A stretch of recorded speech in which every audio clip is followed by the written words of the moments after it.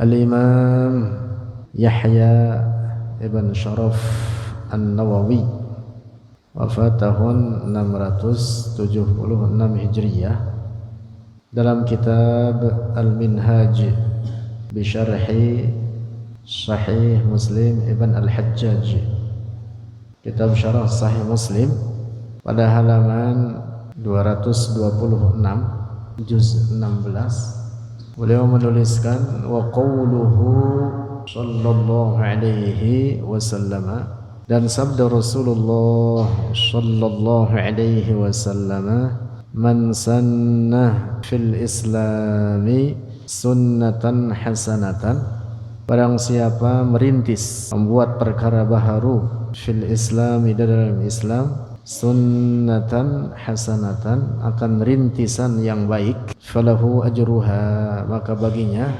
pahalanya itu sunnah hasanah, ila akhirih, hingga akhir hadis, fihi di dalamnya hadis, al-hassu 'alal ibtida'i bil khairati, anjuran di atas memulai dengan kebaikan-kebaikan. Al-Imam An-Nawawi mengambil istinbat hukum dari hadis ini, man sanna fil islami sunnatan hasanatan, kata beliau fihil hassu 'alal ibtida'i bil khairat, di dalamnya terdapat anjuran untuk merintis, memulai. Artinya apa? Membuat perkara baharu dalam agama ini daripada kebaikan-kebaikan. Oleh karena bentuk kebaikan itu sangat banyak. Ada kalanya model kebaikan yang ada di zaman sekarang perlu untuk dirintis, oleh karena dahulu belum terpikirkan untuk itu, oleh karena pada periode sebelumnya belum terlintas atau belum ada kebutuhan untuk merintis perkara baharu tersebut.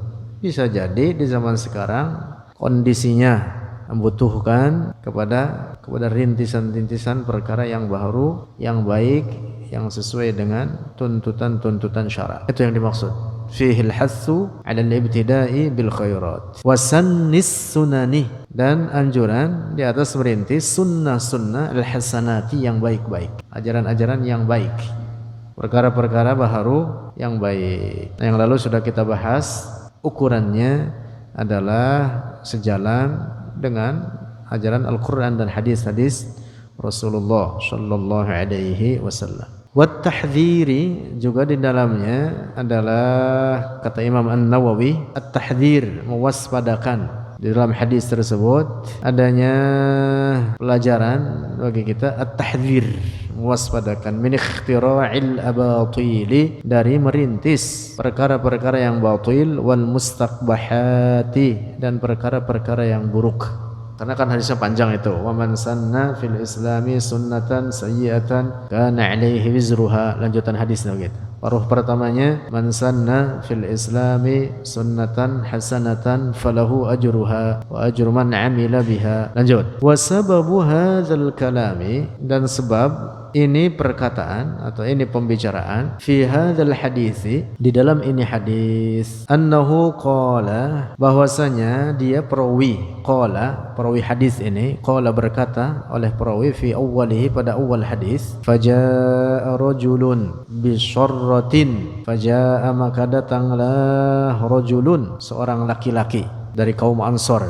Kisahnya demikian, datang seorang laki-laki dari kaum Ansor, bisorratin, dengan sebuah wadah, kadat, artinya pada wadah tersebut ada makanan atau kebutuhan-kebutuhan lain sebagainya. Kadat kaffuhu, hampir-hampir oleh telapak tangannya itu rajul, ta'jizu, lemah, anha, darinya, sarrah, artinya hampir-hampir dia tidak kuat mengangkatnya dari sangat banyaknya barang yang ada di wadah tersebut. Fatataba'an nasu, maka mengikutilah oleh orang-orang banyak. Artinya orang bantuin, dan bahkan juga orang kemudian melakukan hal yang sama. Mereka pulang ke rumah masing-masing lalu membawa barang-barang yang dijadikan untuk sedekah. Nah, jadi awal kisahnya adalah ketika Rasulullah mendapati ada salah seorang sahabatnya memakai pakaian yang karena miskinnya sahabat ini memakai pakaian yang dilubangi dari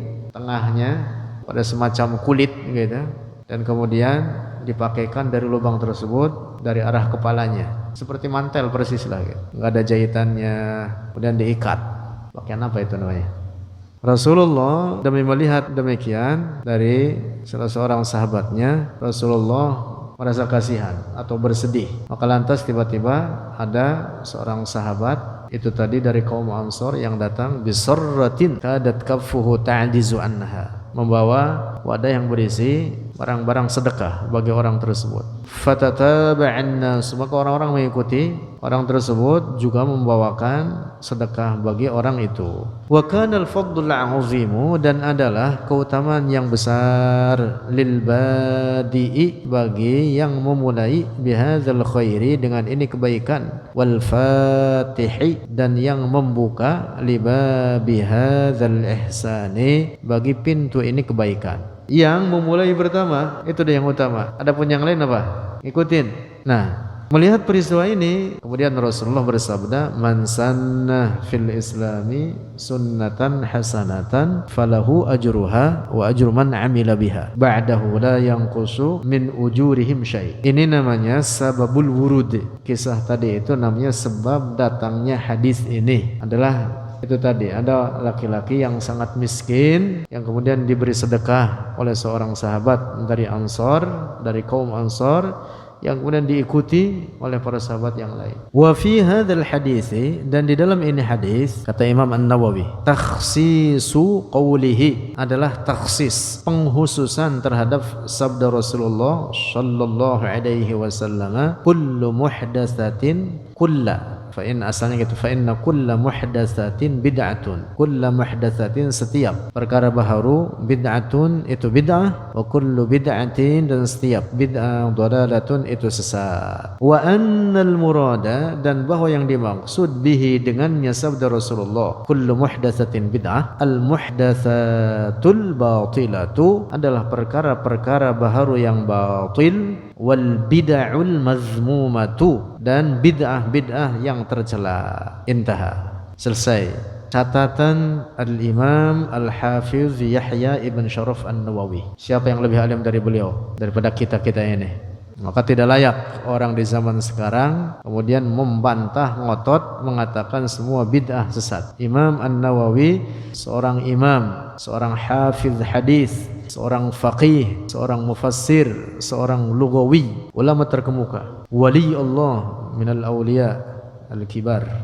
Umurnya hanya 45 tahun, tapi karyanya sangat banyak. Umurnya pendek Imam An-Nawawi, Yahya Ibn Sharaf An-Nawawi. Nah, di dalam hadis ini, kembali lagi, di dalam hadis ini, dalam hadis man sanna fil islami sunnatan hasanatan, kata Al-Imam An-Nawawi fihi takhsisu qawlihi sallallahu alaihi wasallam kullu muhdatsatin bid'ah. Takhsis, penghususan terhadap keumuman hadis kullu muhdatsatin bid'ah. Jadi redaksi Al-Qur'an, redaksi hadis, redaksi nas-nas syara' itu ada yang disebut lafaz umum atau lafaz am. Lafaz am adalah redaksi yang memberikan pemahaman mutlak, menyeluruh. Nah, lafaz am itu kadang ada mukhassisnya. Mukhassis itu yang menghususkan, kadang lafaz umum daripada Al-Quran dikhususkan oleh Al-Quran sendiri, yang disebut dengan takhsisul kitab bil kitab. Ada namanya takhsisul kitab bis sunnah, keumuman redaksi ayat ditakhsis oleh hadis Nabi. Atau sebaliknya, takhsisus sunnah bil kitab atau takhsisus sunnah bis sunnah. Termasuk model hadis ini yang dijelaskan oleh Imam An-Nawawi, ini namanya takhsisus sunnah bis sunnah atau takhsisul hadis bil hadis. Anda dapat dipahami ini? Redaksi hadis kullu muhdatsatin atau kulla muhdatsatin, redaksi asalnya gitu, fa inna kulla muhdatsatin bid'ah. Ini hadis memberikan redaksi umum, lalu ditakhsis oleh sabda Nabi, man sanna fil islami sunnatan hasanah. Karena itu maka kata Imam An-Nawawi, dengan demikian difahamilah bahwa yang dimaksud dengan kulla muhdatsatin bid'ah, fa inna kulla muhdatsatin bid'ah, yang dimaksud adalah al-muhdatsatul batilatu wal bid'ul mazmumah. Wa fa inna kulla muhdatsatin bid'ah wa kullu bid'atin dhalalah. Jadi yang maksud bid'ah yang dhalalah yaitu apa? Yang dimaksud itu al-muhdatsatu al-batilah, yaitu perkara-perkara baru yang batil. Ukurannya yaitu yang menyalahi ajaran-ajaran yang sudah ada, menyalahi Al-Quran, menyalahi hadis, menyalahi asar, atau menyalahi ijma' ulama. Nah, kemudian sababul wurud daripada hadis ini, walaupun kisahnya khusus itu tadi terkait dengan seorang sahabat Nabi yang karena sangat fakirnya lalu kemudian diberi sedekah oleh para sahabat yang lain. Ini namanya sabab apa? Sababul wurud, sebabnya khusus terkait kisah itu. Nah, tetapi hadis ini man sanna fil islami sunnatan hasanatan berlaku umum. Yang dimaksud bahwa hadis ini tidak hanya khusus berlaku di zaman Rasulullah saja, karena redaksi hadis itu yang merupakan sumber ajaran Islam berlaku tidak hanya dengan dikhususkan sebab saat itu saja, tetapi berlaku sampai kiamat. Nah, karena itulah para ulama kita membuat kaedah dengan dasar teks-teks hadis an-nusus asy-syar'iyyah, ayat-ayat Al-Quran atau hadis-hadis Rasulullah, melahirkan sebuah kaedah mengatakan dalam usul fikih, al-ibratu bi'umumil lafzi la bi khususis sabab. Al-ibratu, jadi yang dianggap adalah dengan keumuman lafaz tersebut. Yang menjadi landasan hukum atau pengambilan hukum adalah diambil daripada keumuman lafaznya tersebut, la bi khususis sabab, bukan dengan kekhususan sebabnya, bukan dengan kekhususan sebabnya. Walaupun peristiwa itu tadi, khusus peristiwa itu yang melahirkan adanya sabda Rasulullah man sanna fil Islam, tetapi man sanna fil Islam ini bukan berlaku saat itu saja peristiwa itu terjadi, tetapi berlaku bagi selanjutnya sampai sekarang. Nah, inilah yang dimaksud dengan sabda Rasulullah, al-ibratu bi'umumil lafzi la bi khususis sabab. Dapat dipahami ini?